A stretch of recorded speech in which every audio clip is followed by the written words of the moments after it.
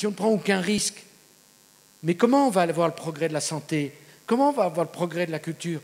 Vous savez, moi j'adore tellement les artistes, je voudrais tellement que dans cette famille politique, la question de l'héritage culturel qui est le nôtre soit au cœur, soit le démarrage de tout le projet. Mais enfin,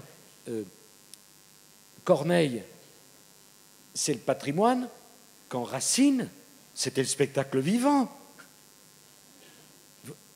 Je veux dire que le spectacle vivant d'aujourd'hui, c'est le patrimoine de demain. Et le patrimoine d'aujourd'hui, c'est le spectacle vivant d'hier. On est la France. Il y a un génie français.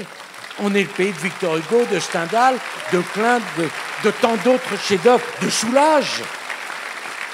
On ne peut pas simplement être assis sur notre banc en se disant « Mon Dieu, le ciel va nous tomber sur la tête ». Mais ça, c'était Astérix, il y a longtemps.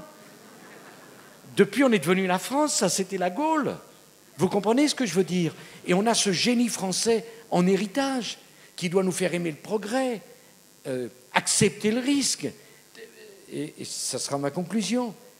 Moi-même, lorsque je reviens dans la vie politique, c'est un risque. Mais qu'est-ce que c'est la vie sans risque? Quand on fait des enfants, c'est un risque. Quand on s'engage dans le mariage, c'est un risque. Quand on crée son entreprise, c'est un risque. Quand on fait une carrière de footballeur, c'est un risque. Mais je le dis aux jeunes qui sont ici, quand vous vous retournerez sur votre vie, les plus beaux souvenirs, c'est les risques que vous aurez pris, pas les prudences que vous aurez eues. Parce que les prudences que vous aurez eues, vous allez les regretter. Vous allez les regretter parce que l'échec, ce n'est pas un problème.